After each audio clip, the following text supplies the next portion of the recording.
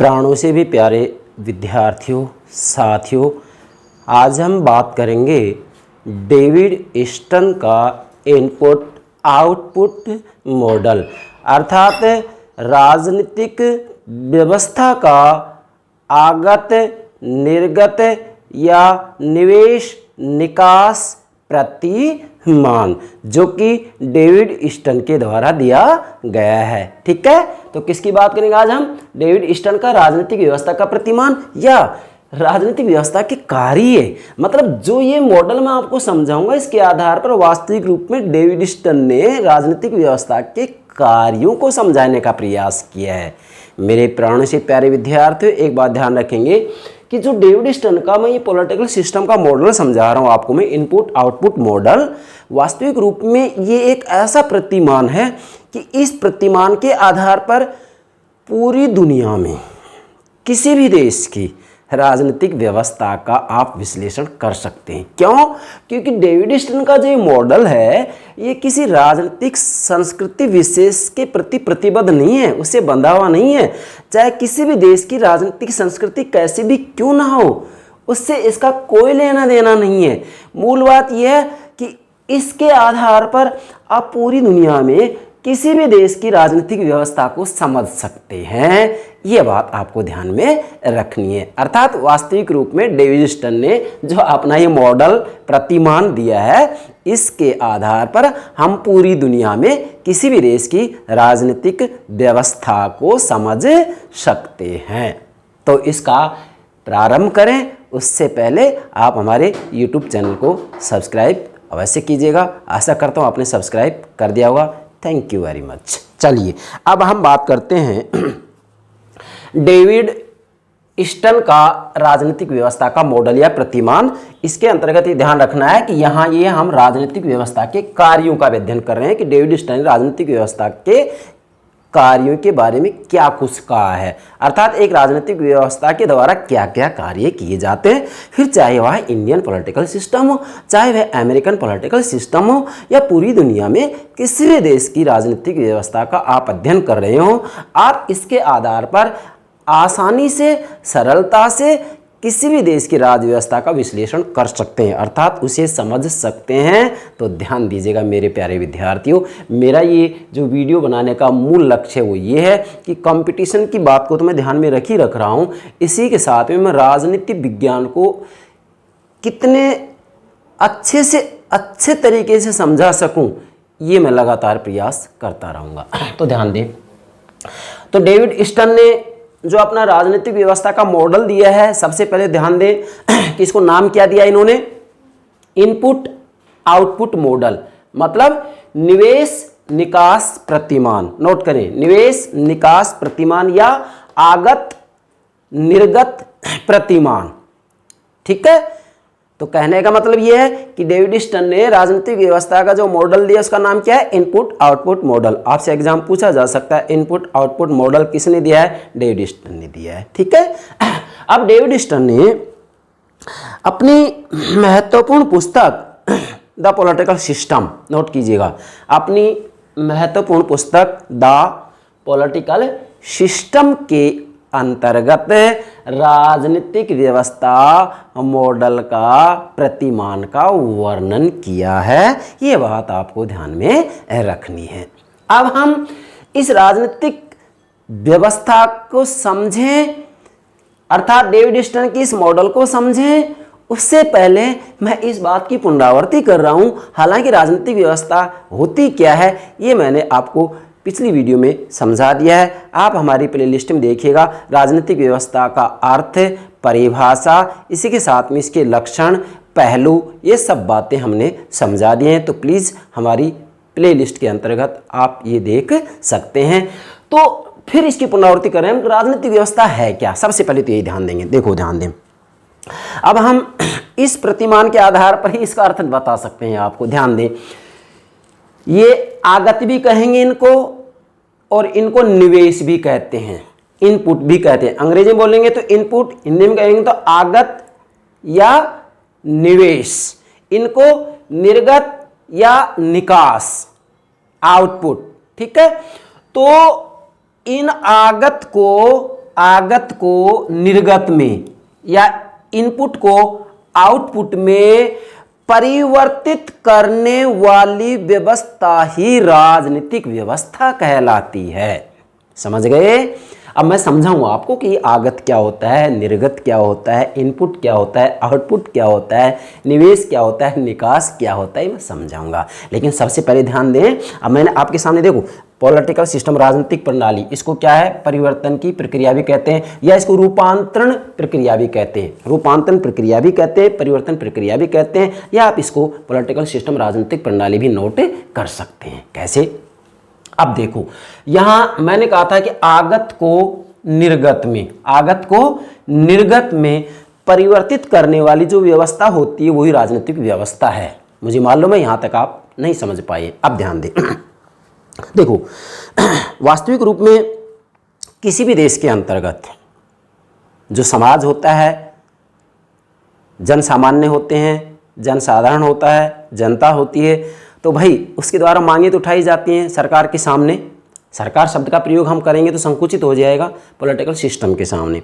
अब मांगे उठाई जाती हैं समाज के द्वारा, जनता के द्वारा। तो इधर आइए आप, आगत अर्थात ये इनपुट है। अब डेविड स्टर्न ने इनपुट के या आगत के दो पक्ष बताए हैं, एक मांग, दूसरा समर्थन। इसको कहेंगे आगत मांगे या निवेश मांगे। देखो इसको आगत को क्या कहेंगे हम, निवेश भी कह सकते हैं। ठीक है, इनपुट अंग्रेजी में बोलेंगे आप, अन्यथा इसको आगत या निवेश कहेंगे। ठीक है, उसको निकास कहेंगे या निर्गत कहेंगे।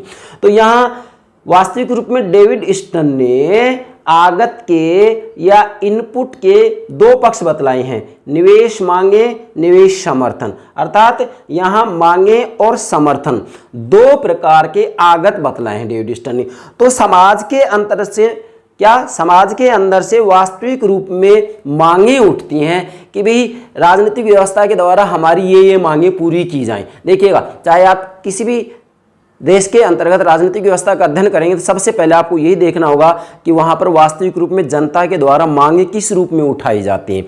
तो डेविड स्टर्न ने यहाँ मांगों को 4 भागों में बांट दिया है। व्यवहार का नियमन करने से संबंधित मांगे, इसका मतलब यह है कि सभी देशों के अंतर्गत किसी न किसी रूप में जनता के द्वारा वास्तविक रूप में जो अपराध किए जाते हैं उन अपराधों को नियंत्रित करने के लिए किसी न किसी रूप में मांग उठाई जाती है कि भी इसके लिए इस प्रकार के कानून बनाए जाएं। वो होगा व्यवहार का नियमन करने से संबंधित मांग। सेवाओं और वस्तुओं से संबंधित मांगे भी सभी देशों में उठाई जाती हैं। इसका मतलब यह है जैसे जो बेरोजगार हैं उनको रोजगार चाहिए, तो रोजगार के संदर्भ में जो मांगे उठाई जाती हैं वो सेवाओं और वस्तुओं के अंतर्गत आएंगी। तीसरा क्या है, राजनीतिक व्यवस्था में साझेदारी। इसका मतलब यह है कि आज भी हम देखते हैं कि सभी देशों के अंतर्गत किसी न किसी रूप में कुछ वर्ग ऐसे होते हैं, कुछ व्यक्ति ऐसे होते हैं जिनको राजनीतिक व्यवस्था में सम्मिलित नहीं किया जाता है।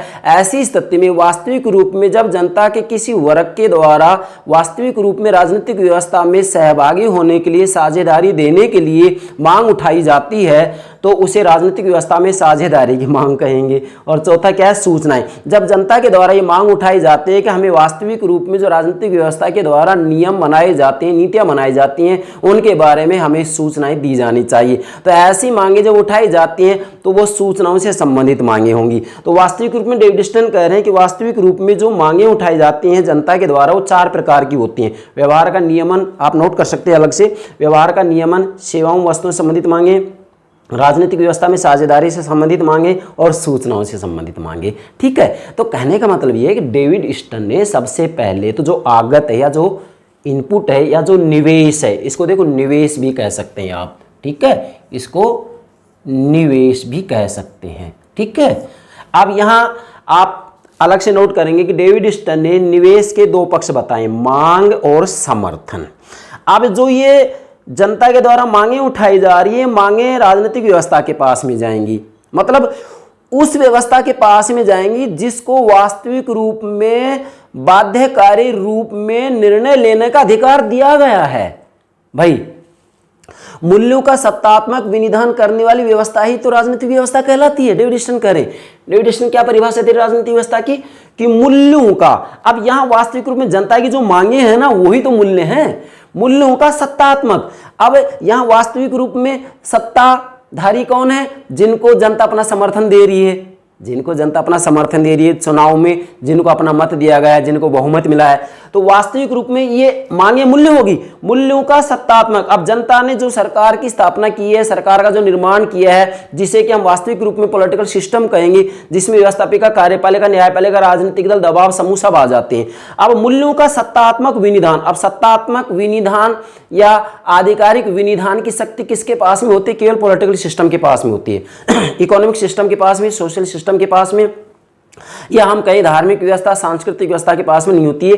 केवल राजनीतिक व्यवस्था को वास्तविक रूप में बाध्यकारी निर्णय लेने की शक्ति होती है। इसलिए मूल्यों का सत्तात्मक विनिधान करने वाली व्यवस्था को ही राजनीतिक व्यवस्था कहा जाता है। ये मैंने यहाँ नोट भी कर दिया। जैसे मूल्यों का वितरण, तो मूल्यों का वितरण कौन कर रहा है? राजनीतिक व्यवस्था कर रही है। जनता की मांगे जो है ना वही मूल्य हैं, जनता की मांगे वही मूल्य हैं, और यहाँ वास्तविक रूप में जो सत्ताधारी हैं उनके द्वारा इन मांगों के हिसाब से निर्णय लिया जाता है। अब ये कोई जरूरी नहीं है कि जनता की सारी मांगे पूरी कर दी जाएंगी। ये राजनीतिक व्यवस्था की क्षमता के ऊपर निर्भर करता है, राजनीतिक व्यवस्था की अर्थव्यवस्था के ऊपर निर्भर करता है कि वास्तविक रूप में जनता की कितनी मांगे स्वीकार की जाती हैं और कितनी मांगे अस्वीकार की जाती हैं। हाँ, ये जरूर है कि जो राजनीतिक व्यवस्था जनता की ज़्यादा से ज़्यादा मांगे पूरी करती है, उस राजनीतिक व्यवस्था को जनता का उतना ही समर्थन मिलेगा भाई, जनता का उतना ही समर्थन मिलेगा। ये दूसरा पक्ष होगा ना, मांग और समर्थन, उतना ही समर्थन मिलेगा।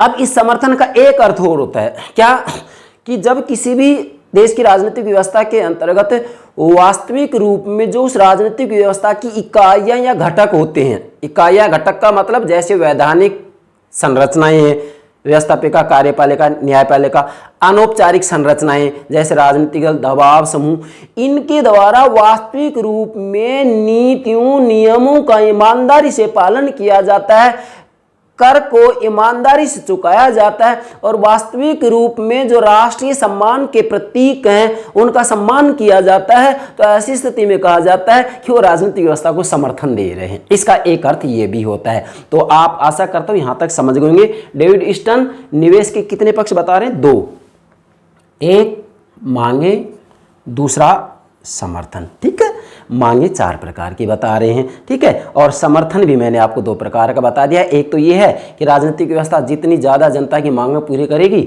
उतना ही जनता समर्थन देगी, और दूसरा ये देखा जाएगा कि वास्तविक रूप में यहाँ पर जो वैधानिक संस्थाएं हैं, अनौपचारिक संस्थाएं हैं, संरचना है, वो वास्तविक रूप में राजनीतिक व्यवस्था के द्वारा जो नियम, ये रहा आपका नीति, निर्णय है, नियम है, इनका किस हिसाब से पालन कर रही है, अर्थात इनका पालन किया जा रहा है या नहीं, और कर को चुकाया जा रहा है या नहीं। इसी के साथ में राष्ट्रीय सम्मान की जो प्रतीक है, जैसे हमारे भारत की बात करें हम तो राष्ट्रीय ध्वज है। ठीक है, राष्ट्रीय ध्वज का सम्मान किया जा रहा है या नहीं, इसके आधार पर ये देखा जाएगा कि वास्तविक रूप में राजनीतिक व्यवस्था को कितना समर्थन प्राप्त हो रहा है। और वास्तविक रूप में जिस राजनीतिक व्यवस्था को जितना ज़्यादा जनता का समर्थन प्राप्त होता है, इसका मतलब वो राजनीतिक व्यवस्था उतनी वैध है, उतनी औचित्यपूर्ण है। ठीक है, आशा करता हूँ आप ये बात समझ गए होंगे। आप देखो, अब ये मांगे और समर्थन जो है, यहाँ जनता की मांगे किसके पास में पूछेंगी? पॉलिटिकल सिस्टम के पास में पूछेंगे। अब इस पॉलिटिकल सिस्टम में कौन कौन होगा? व्यवस्थापिका, कार्यपालिका, न्यायपालिका, राजनीतिक दल, दबाव समूह, सब कुछ आ जाता है। कारण क्योंकि कानून कौन बनाता है? केवल व्यवस्थापिका बनाती है, मंत्रिमंडल का भी रोल रहता है, व्यवस्थापिका का भी रोल रहता है, कार्यपालिका का भी रोल रहता है, भूमिका, न्यायपालिका की भूमिका रहती है, राजनीतिक दल की भी भूमिका रहती है। लोकतांत्रिक प्रणाली वाले देश में तो राजनीतिक दल ही होते हैं, जिस दल को स्पष्ट बहुमत मिलता है उसका नेता होता है, वो प्रधानमंत्री बनता है भाई, तो राजनीतिक दल का भी रहता है। इसी के साथ में जो प्रेशर ग्रुप होते हैं, दबाव समूह होते हैं, वो भी राजनीतिक व्यवस्था के द्वारा जो कानून बनाए जाते हैं, नीतियां बनाई जाती हैं भाई, उनको प्रभावित किया जाता है। तो इसका मतलब ये है कि अब जो ये राजनीतिक व्यवस्था है, ये जनता की जो मांगे हैं, इन मांगों को, अब देखो मैंने लिखा ना मूल्यों का वितरण, इसका मतलब ये इन मूल्यों का जो सत्तात्मक विनिधान है, इसके पास में सत्ता है, जो सत्तात्मक विनिधान है या वितरण है, मूल्यों का वितरण, जनता की कितनी मांगे स्वीकार की जा रही है, किन मांगों को अस्वीकार किया जा रहा है, ये राजनीतिक व्यवस्था की क्षमता पर निर्भर करता है। अर्थात एक राजनीतिक व्यवस्था की अर्थव्यवस्था कैसी है, अर्थव्यवस्था मजबूत है, जनता की ज़्यादा से ज़्यादा मांगे पूरी की जाएगी। अब ये जो मूल्यों का वितरण होता है राजनीतिक व्यवस्था के द्वारा, क्या ये जो मांगे हैं ना, यही मूल्य, इन मूल्यों का जो बंटवारा होता है, जो वितरण होता है, वो किस रूप में होता है? नीति के रूप में। नीति बनाई जाएंगी, इसके द्वारा निर्णय लिए जाएंगे, नियम बनाए जाएंगे और पुरस्कार आदि। मतलब कहने का भावार्थ ये है कि इसको हम 2 रूप में भी कह सकते हैं कि राजनीतिक व्यवस्था के द्वारा जो मूल्यों का वितरण किया जाता है वो 2 रूपों में निकलकर सामने आता है, नीति और निर्णय। नीति और निर्णय, सभी देशों की राजनीतिक व्यवस्थाएं नीतियाँ बनाती हैं, निर्णय तो लेती ही लेती है, कानून तो बनाती ही बनाती हैं। तो जो ये नीति, निर्णय, नियम, पुरस्कार इत्यादि, यही क्या है? निर्गत है, यही आउटपुट है। यही क्या है? आउटपुट है। जनता की मांगे क्या होगी? इनपुट होगी। भाई सब देशों में जनता मांग उठाती है कि नहीं राजनीतिक व्यवस्था से कि हमारी ये मांगे पूरी करो। अब सब मांगे जनता की पूरी नहीं होती है, ये राजनीतिक व्यवस्था के ऊपर निर्भर करता है क्या कि उसकी क्षमता कितनी है, उसकी अर्थव्यवस्था मजबूत है या कमजोर है, इसके ऊपर डिपेंड करेगा। हाँ, जिस राजनीतिक व्यवस्था के द्वारा जनता की जितनी ज़्यादा मांगे पूरी की जाएंगी उसको जनता को उतना ही समर्थन मिलेगा, ये बात तो निश्चित है। और यहाँ ये भी बात देखनी है कि राजनीतिक व्यवस्था के पास इतनी क्षमता तो होनी चाहिए कि अनुचित मांगों को ठुकराने की क्षमता होनी चाहिए। ऐसा नहीं है कि सभी मांगे स्वीकार कर ली जाए। अगर राजनीतिक व्यवस्था जनता की सभी मांगों के सामने झुक जाती है तो इसका मतलब यह है कि वह राजनीतिक व्यवस्था कभी भी विकसित नहीं हो सकती है। क्या? वह राजनीतिक व्यवस्था विकसित नहीं हो सकती। वही राजनीतिक व्यवस्था विकसित होगी वह जनता की जो अनुचित मांगे, उन अनुचित मांगों को दृढ़ता से ठुकरा दी, मतलब उनको अस्वीकृत कर दिया जाए और जो उचित मांगे उनको स्वीकार किया जाए। राजनीतिक व्यवस्था के पास वो क्षमता होनी चाहिए कि जनता की उचित मांगों को तो पूरा किया ही किया जाना चाहिए। तो मेरे प्यारे विद्यार्थी, ये बात समझ में आ गई। अब फिर से दोहरा रहा हूँ, राजनीतिक व्यवस्था का डेविड स्टन ने जो मॉडल दिया है इसके अंतर्गत निवेश के दो पक्ष बता रहा है, मांग और समर्थन। ठीक है। अब ये जो मांगे हैं राजनीतिक व्यवस्था के पास में जा रही हैं, जिसको कि हमने नाम दिया है परिवर्तन की प्रक्रिया, अर्थात ये इन मांगों को स्वीकार या अस्वीकार करेगी। सब मांगे पूरी की भी नहीं जाएंगी, वो क्षमता पर निर्भर करता है। अब ये मांगे मूल्यों के वितरण या मूल्यों का सत्तात्मक विधान या मूल्यों के बंटवारे के रूप में बाहर निकलती हैं, जिनको कि नीति, निर्णय, नियम, पुरस्कार इत्यादि कहा जाता है। और इन्हें क्या कहा जाता है? निर्गत या आउटपुट, या इधर निवेश, इधर क्या होगा? निकास। ये क्या हो गया? निकास। इसको निकास भी कहते हैं। अब ये निकास हो गया। ठीक है। अब जैसे नीति, निर्णय, नियम ये आउटपुट के रूप में, निकास के रूप में बाहर आते हैं तो वापस कहाँ आएंगे? फिर समाज के सामने आएंगे। अब समाज ये देखेगा कि हमने जो मांगे उठाई थी वो मांगे कितनी पूरी की गई हैं। अगर वास्तविक रूप में जनता ने जैसा चाहा उसके हिसाब से मांगे पूरी हो जाती है तो बदले में ये राजनीतिक व्यवस्था को अपना समर्थन देंगे। मैंने ये दर्शा रखा है, देखो ध्यान दें। यहाँ ये निर्गत होगा, आउटपुट होगा। आउटपुट से मैंने यहाँ से शुरू किया। अब ये जो आउटपुट या नीति या निर्णय है इनकी जानकारी समाज को मिलेगी। किसको मिलेगी? समाज को, जिसको कि हमने यहाँ नाम दिया पुनर्निवेश। मतलब समाज के पास में आने के बाद में समाज ये देखेगा कि हमने जैसी मांगे उठाई थी उसके हिसाब से मांगे पूरी की जा रही है तो ये बदले में इसको समर्थन दे देंगे। और यदि जनता ने जो मांगे उठाई उसके हिसाब से उसकी मांगे पूरी नहीं की गई है तो फिर ये इसका विरोध करेंगे। क्या करेंगे? इसका विरोध करेंगे। और इसको पुनर्निवेश लूप या पुनर्निवेश पास भी कहा जाता है। लूप भी कहते हैं या पास भी कहते हैं, पुनर्निवेश पास या लूप। ठीक है। इसका मतलब क्या है? देखो पुनर्निवेश, अब यहाँ वास्तविक रूप में ये आउटपुट होगा, नीति निर्णय बन गई, लेकिन समाज के अंतर्गत जैसे ये आते हैं तो ये दोबारा से निवेश के रूप में, मतलब दोबारा से मांग के रूप में, समर्थन के रूप में वापस राजनीतिक व्यवस्था के सामने जाते हैं। अगर इनके हिसाब से, समाज के हिसाब से मांगे पूरी की जाती हैं तो वास्तविक रूप में समर्थन दिया जाएगा। और समाज ने जैसा चाहा उसके हिसाब से मांगे इन्होंने स्वीकार नहीं की हैं तो फिर इसका विरोध किया जाएगा। तो कहने का मतलब ये है कि यहाँ जो ये निकास या निर्गत के रूप में नीतियां बाहर आती है और समाज के पास में आती है तो ये पुनः निवेश के माध्यम से, पुनर्निवेश इसलिए कहा गया कि पुनः मांग के रूप में या समर्थन के रूप में यहां राजनीतिक व्यवस्था के पास में जाती हैं। अगर इनके हिसाब से मांगे पूरी कर दी गई तो समर्थन मिल जाएगा। अगर समाज के हिसाब से मांगे पूरी नहीं की गई, जो मांगे उठाई गई हैं, तो ऐसी स्थिति में इनको समर्थन नहीं दिया जाएगा। तो एक प्रकार से वास्तविक रूप में यहां राजनीतिक व्यवस्था का जो इन्होंने मॉडल दिया डेविड स्टन ने, इसको पुनर्निवेश पास की संज्ञा दी जाती है। आप नोट कीजिएगा, फीडबैक लूप, पुनर्निवेश पास, मतलब वापस यहां भाई ये परिवर्तन चक्कर चलता रहेगा। जैसे यहां नीति और निर्णय समाज के पास में, समाज ने फिर पुनर्निवेश के माध्यम से यहां वापस राजनीतिक व्यवस्था के पास में भेज दिया। मैंने पहले बता दिया, अगर समाज की मांगे पूरी हो रही है तो समर्थन मिल जाएगा, मांगे पूरी नहीं हो रही है तो विरोध किया जाएगा। अब विरोध किया जाएगा तो इसके माध्यम से राजनीतिक व्यवस्था को संकेत मिल जाएगा कि जनता हमें समर्थन दे रही है, विरोध कर रही है। ठीक है। अब इसके बाद में एक बात और ध्यान रखेंगे, क्या कि दुनिया की कोई भी राजनीतिक व्यवस्था क्यों ना हो, वो किसी न किसी रूप पर्यावरण के अंतर्गत कार्य करती है, पर्यावरण से प्रभावित भी होती है और पर्यावरण को यह स्वयं भी प्रभावित करती है।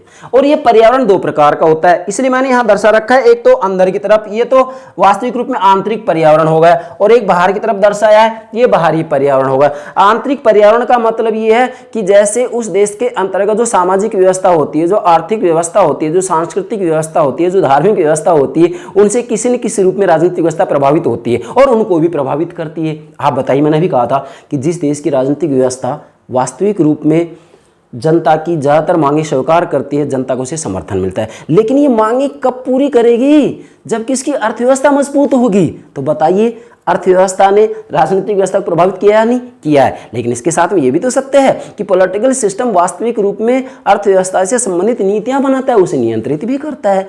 तो यह बात क्लियर होगी कि आर्थिक व्यवस्था, सामाजिक व्यवस्था, धार्मिक व्यवस्था, सांस्कृतिक व्यवस्था से राजनीतिक व्यवस्था प्रभावित होती है। इसके साथ में इनको ये प्रभावित करती भी है। इसी प्रकार से जो बाहरी पर्यावरण होता है, बाहरी पर्यावरण से भी किसी न किसी रूप में राजनीतिक व्यवस्था प्रभावित होती है। बाहरी पर्यावरण में हम किसको लेंगे?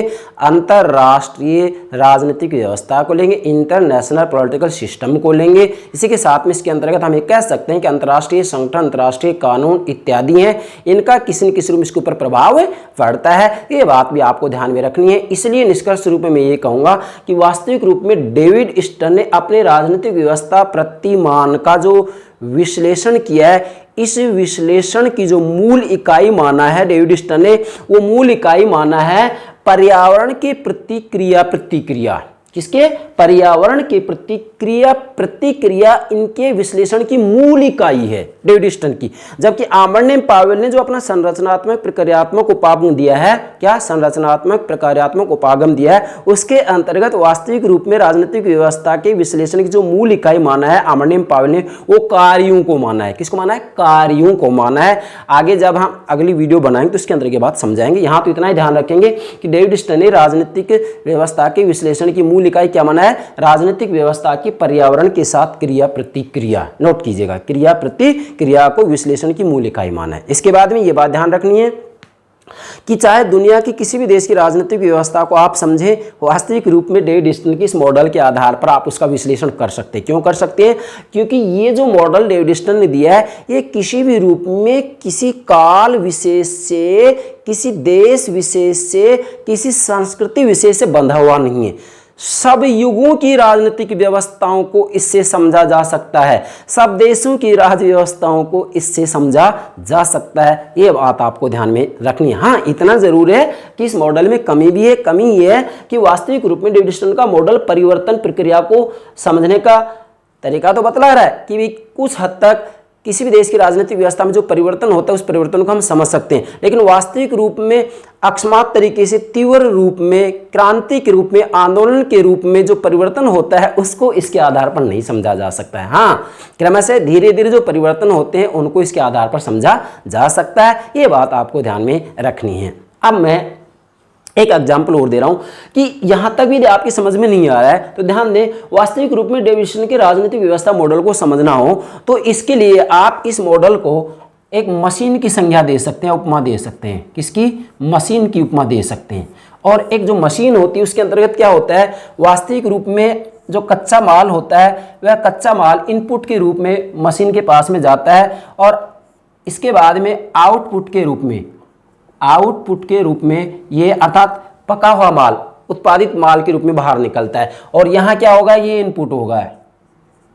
इनपुट मतलब ये कच्चा माल है, ये कच्चा माल हो गया और ये उत्पादित माल होगा, ये उत्पादित माल हो गया।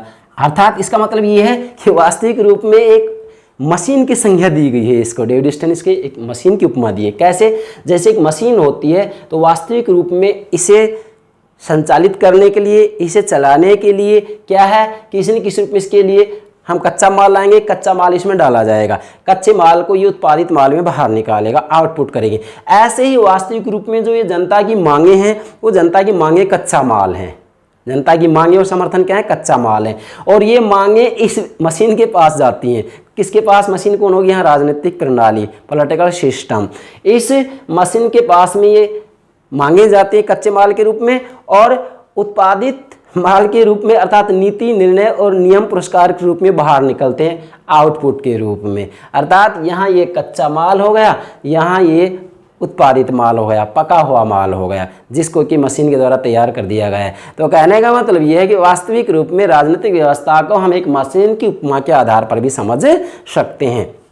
इसके साथ में एक बात और ध्यान में रखनी है, मैं फिर से पुनरावृत्ति कर रहा हूँ कि राजनीतिक व्यवस्था वास्तव में होती क्या है, ये आपकी समझ में आएगा होगा। फिर एक बार दोहरा रहा हूँ, आप इसको दो रूपों में समझ सकते हैं। नंबर एक, उन अंतः संबंधित क्रियाओं का समग्र या समुच्चय जिसके द्वारा समाज के लिए बाध्यकारी निर्णय लिया जाता है। ये होगा ना मूल्यों का वितरण, बाध्यकारी निर्णय लिया जाता है, वो राजनीतिक व्यवस्था कहलाती है। तो यहाँ वास्तविक रूप में जो मूल्यों का वितरण किया जा रहा है, किसके द्वारा किया जा रहा है? अर्थव्यवस्था के द्वारा किया जा रहा है, समाज व्यवस्था के द्वारा किया जा रहा है, सांस्कृतिक व्यवस्था के द्वारा किया जा रहा है, धार्मिक व्यवस्था के द्वारा किया जा रहा है? नहीं, तो किसके द्वारा किया जा रहा है? राजनीतिक व्यवस्था के द्वारा। इसलिए वास्तविक रूप में उस व्यवस्था को राजनीतिक व्यवस्था कहा जाता है। क्या कह रहा हूं? उस व्यवस्था को, उस सिस्टम को राजनीतिक व्यवस्था कहा जाता है जिसके द्वारा पूरे समाज के लिए बाध्यकारी निर्णय लिए जाते हैं, जिसके द्वारा पूरे समाज के लिए आधिकारिक निर्णय लिए जाते हैं। तो यहाँ मूल्यों का जो वितरण किया जा रहा है, किसके द्वारा किया जा रहा है? राजनीतिक व्यवस्था के द्वारा किया जा रहा है। इसलिए राजनीतिक व्यवस्था क्या होगी, आप डेविड ईस्टन के शब्द में नोट कर सकते हैं। डेविड ईस्टन क्या करें कि मूल्यों का सत्तात्मक विनिधान ही राजनीतिक व्यवस्था है। नोट कीजिएगा, मूल्यों का सत्तात्मक विनिधान। भाई ये सत्तापूर्ण तरीके से तो कानून बानी के पास में सत्ता है। मूल्यों का सत्तात्मक विनिधान या वितरण, मूल्यों का सत्तात्मक विनिधान ही राजनीतिक व्यवस्था है, या मूल्यों का सत्तात्मक वितरण ही राजनीतिक व्यवस्था है, या उन अंतः संबंधित क्रियाओं के समुच्चय समग्र को राजनीतिक व्यवस्था कहा जाता है जिसके द्वारा पूरे समाज के लिए बाध्यकारी निर्णय लिया जाता है। बाध्यकारी निर्णय लिया जाता है। बाध्यकारी निर्णय केवल राजनीतिक व्यवस्था के द्वारा लिया जा सकता है, अन्य व्यवस्थाओं के द्वारा नहीं लिया जा सकता। इसलिए वास्तविक रूप में अन्य व्यवस्थाओं से सर्वोच्च राजनीतिक व्यवस्था को ही माना जाता है। क्यों? क्योंकि पूरे समाज के लिए, वास्तविक रूप में पूरे देश के लिए जो बाध्यकारी निर्णय लेने की शक्ति होती है वह केवल राजनीतिक व्यवस्था के पास में ही होती है। अब इसको दूसरे रूप में भी कह सकते हैं। एक अर्थ तो ये होगा, दूसरा अर्थ क्या है? राजनीतिक, आपसे पूछ लिया जाए राजनीतिक व्यवस्था से आप समझे क्या, तो आप कह देंगे कि वास्तविक रूप में निवेश को, ये निवेश मांगे होगी, जनता की मांगे और समर्थन, निवेश को निकास में, ये निवेश होगी मांगे, और निकास नीति और निर्णय होगी। निवेश को निकास में बदलने की जो प्रक्रिया होती है उस प्रक्रिया को ही राजनीतिक व्यवस्था कहा जाता है। फिर से दोहरा रहा हूं, निवेश को निकास में बदलने वाली व्यवस्था को ही, बदलने वाली व्यवस्था को ही, बदलने वाली व्यवस्था को ही राजनीतिक व्यवस्था कहा जाता है। फिर से बोल रहा हूँ, निवेश को निकास में बदलने वाली व्यवस्था को ही राजनीतिक व्यवस्था कहा जाता है। तो ये हो गया आपका डेविड ईस्टन का इनपुट आउटपुट मॉडल, या निवेश निकास प्रतिमान, या आगत निर्गत प्रतिमान, या इनपुट आउटपुट मॉडल। ठीक है, आशा करता हूँ डेविड ईस्टन का इनपुट आउटपुट या निवेश निकास प्रतिमान आपकी समझ में आ गया होगा। प्राणों से प्यारे विद्यार्थियों, हमारे यूट्यूब चैनल को सब्सक्राइब अवश्य कीजिएगा। इसी के साथ में हमारी वीडियो को अपने साथियों में शेयर करने से ना भूलिएगा। इसी के साथ में हमें कमेंट अवश्य कीजिएगा, जिससे कि जैसे राजनीतिक व्यवस्था को जो एनर्जी मिलती है वो समर्थन से मिलती है, जनता के समर्थन से ही मिलती है, उसी प्रकार से हमें भी आपके कमेंट से एनर्जी मिलेगी। Thank you very much, bye bye.